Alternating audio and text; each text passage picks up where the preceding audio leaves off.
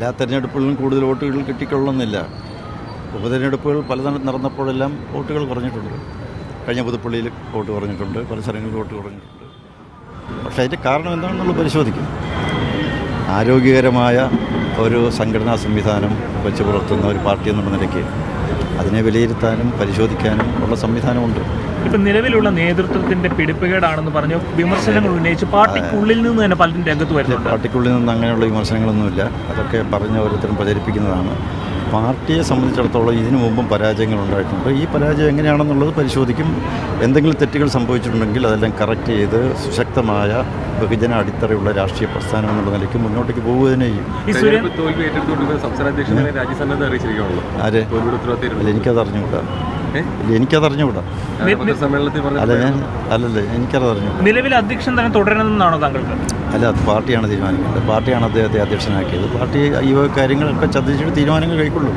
സ്ഥാനാർത്ഥിത്വത്തിന് അപകടം പറ്റിയിട്ടില്ല എന്ന് പറയുമ്പോൾ പാലക്കാട് സ്ഥാനാർത്ഥിത്വത്തിലും പല BJP-നുള്ളിൽ തന്നെ പല വിമർശനങ്ങളും വരുന്നുണ്ട്. സ്ഥാനാർത്ഥിത്വത്തിൽ പാളിച്ച പറ്റിയെന്ന് പറയുന്നത് പാർട്ടിയെ സംബന്ധിച്ചിടത്തോളം അതിന് വിലയിരുത്താൻ പോവുകയാണ്. നാളെ ഒക്കെ ആയിട്ട് കൂടുന്ന എല്ലാ നേതാക്കന്മാരും ഒരുമിച്ച് കൂടുകയാണ്. ഞാൻ ചോദിച്ചോട്ടെ, ഈ ഇലക്ഷൻ കഴിഞ്ഞിട്ട് വേറെ ഏതെങ്കിലും ഒരു രാഷ്ട്രീയ പാർട്ടി ഒരുമിച്ച് കൂടിയോ? ഇല്ലല്ലോ. ഇവിടെ LDF-ഉം തകർന്ന് തരിപ്പണായില്ലേ? കോൺഗ്രസിന് വോട്ടുകൾ കുറഞ്ഞിട്ടില്ലേ? മറ്റ് സംസ്ഥാനങ്ങളിലും കോൺഗ്രസ് തോറ്റ് ചിഹ്നം പാടിയില്ലേ? അവരാരെങ്കിലും വിലയിരുത്തുന്നു? നമ്മുടെ പാർട്ടി വിഭജന അടിത്തറയുള്ള ഒരു ജനകീയ പ്രസ്ഥാനമാണ്. ആ പാർട്ടിയെ എല്ലാം വിലയിരുത്തും. പാർട്ടി പ്രവർത്തകർക്ക് പറയാനുള്ളതെല്ലാം കേൾക്കും. തെറ്റുകൾ സംഭവിച്ചിട്ടുണ്ടെങ്കിൽ തിരുത്താൻ തയ്യാറാണ്. ഈ കാര്യത്തിൽ വിശാലമായൊരു മനസ്സാണ് പാർട്ടി നേതൃത്വത്തിനുള്ളത്. നാളെ നേതൃയോഗം ആരംഭിക്കാനിരിക്കുമല്ലോ. അപ്പോൾ ഏതെങ്കിലും രീതിയിൽ നേതൃനിരയിൽ മാറ്റമോ അല്ലെങ്കിൽ കാര്യങ്ങൾ? അതൊന്നും ഞാനല്ലോ തീരുമാനിക്കുന്നത്, അത് പാർട്ടിയാണ് തീരുമാനിക്കുന്നത്. പാർട്ടി എന്ത് ചെയ്യണമെന്ന് പാർട്ടി അതിനുള്ള സംവിധാനമുണ്ട്. പാർട്ടി ചർച്ച ചെയ്യും, എല്ലാ കാര്യങ്ങളും ചർച്ച ചെയ്യും. പാർട്ടി മുന്നോട്ടേക്ക് പോകും. പാർട്ടിയിൽ യാതൊരു വിധത്തിലുള്ള അന്തഛിദ്രവുമില്ല, ശൈഥില്യങ്ങളുമില്ല.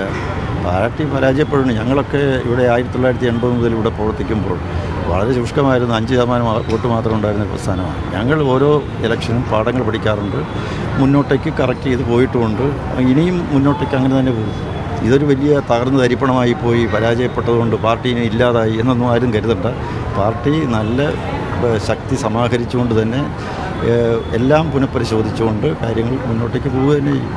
പാലക്കാട് രാഹുൽ മാങ്കൂട്ടത്തിന് പരസ്യ പിന്തുണ SDPയിൽ നിന്ന് ലഭിച്ചൊരു സാഹചര്യമുണ്ട്. അതിനെങ്ങനെയാണ് വിലയിരുത്തുന്നത്? അല്ല, അതാണ് കോൺഗ്രസ് അതിന് ഉത്തരം ഇതുവരെ പറയുന്നില്ലല്ലോ. ഇതിലുള്ള തീവ്രവാദ ഭീകര സംഘടനകളുടെ ഒക്കെ പിന്തുണ നേടി ഒരു വിജയം കരസ്ഥമാക്കിയ പാർട്ടി എന്തുകൊണ്ടാണ് ഇങ്ങനെയൊക്കെ ജയിക്കാൻ ഇടയായത് എന്നുള്ളതിനെക്കുറിച്ച് അഭിപ്രായം പറയുന്നില്ലല്ലോ. അവരഭിപ്രായം പറയണം. അവരും ഇങ്ങനെയൊക്കെ വോട്ട് ഈ BJPക്ക് വോട്ട് കുറഞ്ഞതിനെപ്പറ്റി എല്ലാവരും ചോദിക്കുന്നുണ്ട്. പക്ഷേ കോൺഗ്രസ് ഇങ്ങനെയൊക്കെയുള്ള പ്രസ്ഥാനങ്ങളുടെ വോട്ടും സഹായങ്ങളും തേടി ദേശവിരുദ്ധ സംഘടനകളുടെ ഒക്കെ പിന്തുണ തേടി വിജയിച്ചു വന്നതിനെക്കുറിച്ച് ആരും ചർച്ച ചെയ്യുന്നില്ല. അതെന്താണ്? ഈ സന്ദീപ് വാര്യരുടെ ഒരു പാർട്ടി വിടല് ഈ തിരഞ്ഞെടുപ്പ് തോൽവിക്ക് കാരണമായെന്ന് കരുതുന്നു?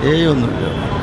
അദ്ദേഹം പാർട്ടി വിട്ട് വേറെ മാറിക്കില്ല. അദ്ദേഹം ഇന്നേ വരെ എന്തായിരുന്നു തെറ്റ് എന്ന് പറഞ്ഞത് എല്ലാം ഇപ്പോൾ അദ്ദേഹം ശരിയാണെന്ന് പറയുന്നത് അത് അദ്ദേഹത്തിൻ്റെ വ്യക്തിപരമായ പ്രശ്നമാണ്.